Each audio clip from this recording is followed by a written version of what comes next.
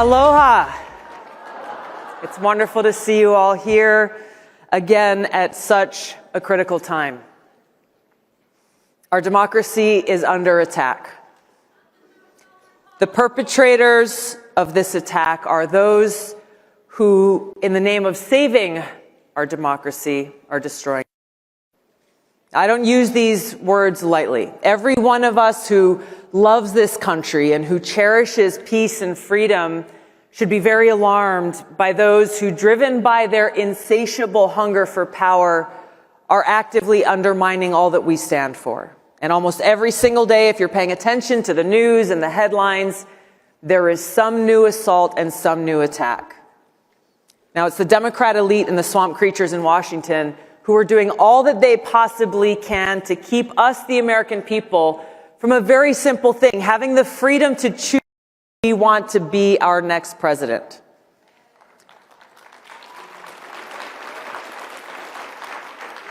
And it is clear through their actions they have no respect for us, and they have no respect for our rights as citizens of this democratic republic. They are so terrified that we may make what they think is the wrong choice, that in the name of protecting democracy and saving us from ourselves, they're actually destroying our democracy and taking away our freedom. Now, we look throughout history and we can see many examples of evildoers who find some justification, who believe that they are doing the right thing. And so today we see the Democrat elite say with great concern in their voice that if the American Donald Trump again, they warn us he will destroy our democracy. They say he will be the dictator in chief, that if he's elected, it will be the last election this country sees. It's laughable. It is so crazy, it's laughable. But they're justifying their actions by telling themselves that they need to destroy our democracy in order to save it. It's lunacy, and it's the mindset and mentality of dictators. They are waging a multi-front battle, and they will stop at nothing until they're successful. I'm going to go through a few of the many examples. We've seen how Colorado, Maine, 32 states have taken some action or another themselves in an unprecedented way to try to remove the leading Republican candidate for president, Donald J. Trump, from the presidential ballots. In defiance of the Constitution, these people are single-handedly deciding that somehow they alone have the authority to take away our right as citizens to decide who we want to be our president. We see in Congress, a progressive congressman, Ro Khanna from California, someone who I've known for years. He is so desperate to take Trump off the ballot that he's demanding that the chairman of the Federal Reserve, a position that's supposed to be nonpartisan and apolitical, take action and stop the former president from getting reelected. On December 27th of last year, Representative Khanna said in a post on X that Federal Reserve Chair Jerome Powell, quote, should cut interest rates now, given most of inflation was caused by supply shocks.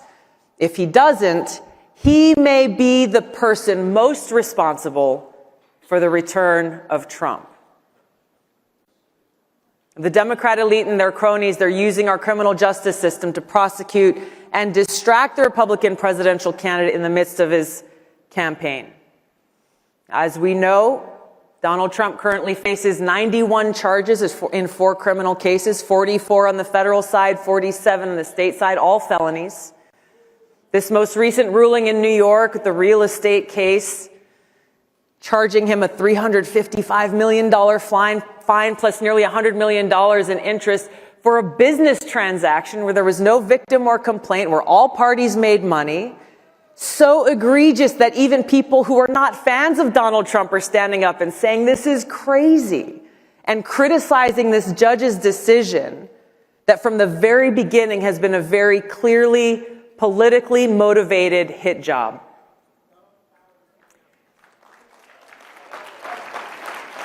This is the truth. They're hoping and doing all that they can convict Donald Trump of some crime, any crime, to try to undermine his support and therefore prevent what they fear most, a second Trump presidency. And there's a reason why they're so afraid of him, because he poses a threat to this establishment where they draw their power from. When we take a step back and look beyond the personalities, look beyond Donald Trump and Joe Biden, what we're facing is a threat of far greater magnitude. A very dangerous precedent is being set.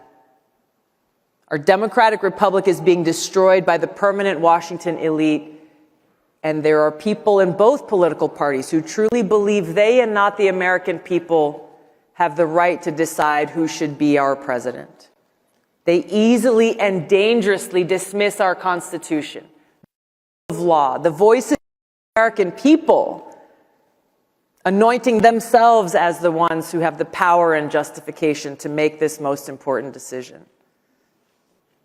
Now, I've only mentioned a few of the many examples. I could write a whole book detailing all that's been done, all that the Democrat elite and Washington establishment have done and are doing to try to destroy Donald Trump and steal our election. As you know very well, President Trump has endured years of attacks. What we're seeing now is a continuation of something that began in 2016, ever since he came down that golden escalator. Now, I've met a lot of strong, tough people in my life. I can't think of a single one who could not only withstand all that they're doing at Donald Trump without crumbling, but someone who would actually choose to keep fighting against the entire Washington establishment.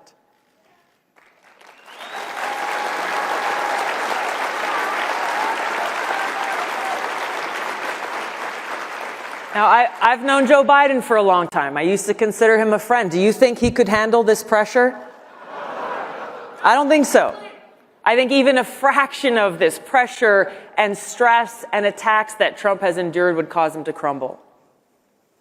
Now, if you listen to what Nikki Haley has been saying, she claims that President Trump only cares about himself and that he's doing all that he's doing only for himself. If that were the case, wouldn't he just walk away from all this? Walk away from the headaches and the attacks and the stress that he's enduring right now? So why doesn't he? I've had the chance to meet with him and speak with him at length, and I've seen firsthand his heartfelt interactions with friends of mine, veterans, and I've seen how he has touched their hearts and moved them to tears as he expressed his appreciation for their service and their sacrifice. No cameras, no crowds, just that heartfelt conveyance of appreciation. I've gotten a sense for what motivates him, and it's got nothing to do with what the Washington establishment is accusing him of. This is a man who's a fighter. His strength and resilience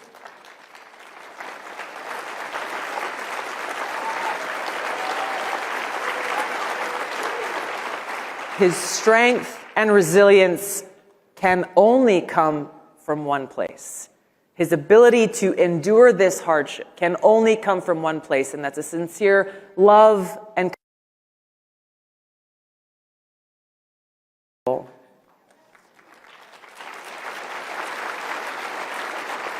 But we've got a lot of work to do ahead of us. Now is the time for us to act motivated by our love of country. We've got to take all the outrage and sadness and fear that we may feel, caused by those in power who have no care or respect for the will of the people, take all of those feelings and let that motivate us to take action, to find strength in knowing that they are doing what they're doing because they're afraid of us. That just like we see foreign dictators are afraid of democracy, the Democrat elite are so afraid of a free people and a free society and the possibility that we, the American people, might make the wrong election by choosing someone other than them, doing all they can through the power of law enforcement, the criminal justice system, the national security state, doing all that they can to stop us from exercising freedom. They forget that we, the people, are the ones with the power.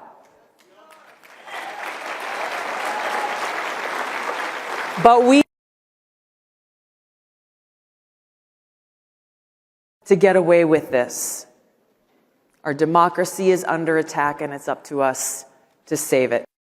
We have to hold the responsible accountable at the ballot box. We have to send this strong message to leaders in both parties that those who abuse their power and undermine our democracy and our freedom will not be tolerated.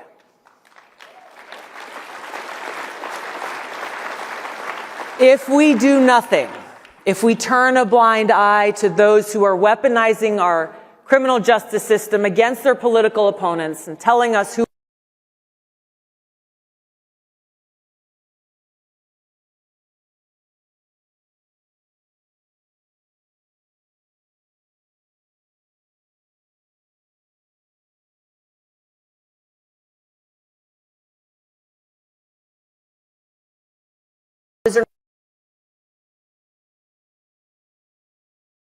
are more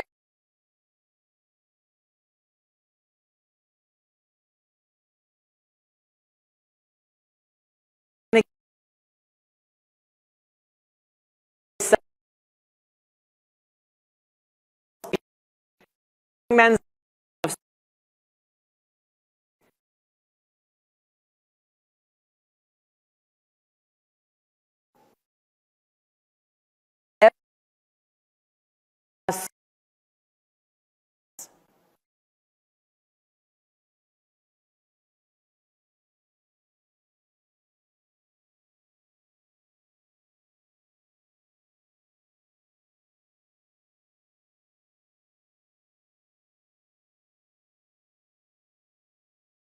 who are more interested in serving themselves and their own interests than they are about serving the needs of the American people.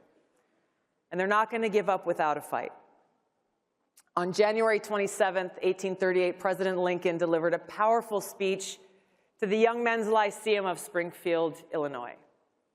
And he said, quote, "At what point then is the approach of danger to be expected? I answer, if it ever reach us, it must spring up amongst us. It cannot come from abroad. If destruction be our lot, we must ourselves be its author and finisher. As a nation of free men, we must live through all time or die by suicide." The choice before us is clear. Freedom isn't free. We can't lose sight of what we can accomplish when we, the people, stand together on the foundational principles that this country was built on. A free people with the right to life, liberty, and the pursuit of happiness. We must protect free speech of all Americans. We must stand against those who'd rather censor, cancel, and smear rather than engage in honest debate as our founding fathers did. When the free speech of one person is threatened, even when that speech is reprehensible to us, the free speech of all people is threatened. The same goes for freedom of religion. In our America, freedom of religion does not mean freedom from religion. Real religion is love for God. It's not attached to any one religious sect or label or another. Our government must respect our freedom to worship and express our faith, express our love for God as we choose. Or, for those who choose not to, they have that right as well. Our founders intentionally passed the Second Amendment right after the First because they knew how fragile this new free democracy was and how susceptible it would be, and it still is, to those who abuse their power to try to take away our freedom. So we have to defend our right to bear arms, not only to defend ourselves and our loved ones, but to serve as that important check on the abuse of power by an increasingly tyrannical government.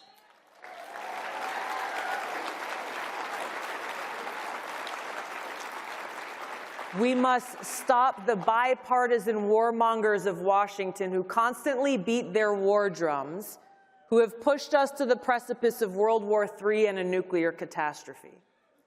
Now, President Eisenhower warned us clearly in his farewell address about these people, those in Washington who bend the knee to their bosses in the military-industrial complex and then shrug their shoulders and look the other way at the costly, damaging, and potentially catastrophic consequences of their decisions, the cost that every one of us pays. We need leaders who are committed to peace, strength, and prosperity, because we cannot be truly prosperous as a nation unless we are at peace. Unfortunately, war is sometimes necessary to defeat those who threaten the safety, security, and freedom of the American people. And as a soldier serving now for almost 21 years in our military and still serves today, I know this firsthand. But I also know that war must always be a last resort after all other avenues have been exhausted.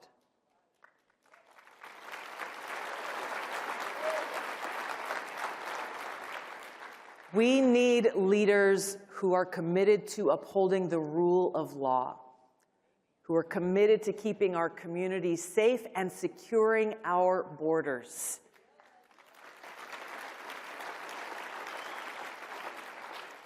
In our America, we must come together inspired by love. Love for God, love for others, love for our country, because we live in the greatest country in the world.